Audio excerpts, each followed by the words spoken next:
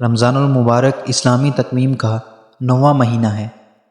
قرآن و حدیث میں رمضان المبارک کو بہت اہمیت حاصل ہے، اور رمضان المبارک ہی وہ بابرکت مہینہ ہے جس کا ذکر قرآن مجید میں آیا ہے۔ اللہ تعالیٰ کا ارشاد ہے کہ رمضان کے مہینے میں قرآن مجید نازل کیا گیا۔ اس مہینے میں ایک رات لیلۃ القدر ایسی آتی ہے جو 1000 راتوں سے افضل و بہتر ہے۔ حضرت سلمان روایت کرتے ہیں کہ نبی کریم صلی اللہ علیہ وسلم نے شعبان کی آخری تاریخ کو فرمایا کہ تمہارے اوپر ایک مہینہ آ رہا ہے جو بڑا اور مبارک مہینہ ہے۔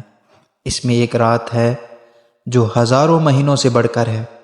اللہ تعالیٰ نے اس ماہ کے روزہ کو فرض فرمایا اور اس میں رات کے قیام کو ثواب کی چیز بنایا ہے۔ جو شخص اس مہینہ میں کسی نیکی کے ساتھ اللہ کا قرب حاصل کر لے، وہ ایسا ہے جیسے غیر رمضان میں فرض ادا کیا، اور جو شخص کسی فرض کو ادا کرے وہ ایسا ہے جیسے غیر رمضان میں 70 فرض ادا کرے۔ یہ مہینہ لوگوں کے ساتھ غمخواری کرنے کا ہے۔ اس مہینہ میں مومن کا رزق بڑھا دیا جاتا ہے۔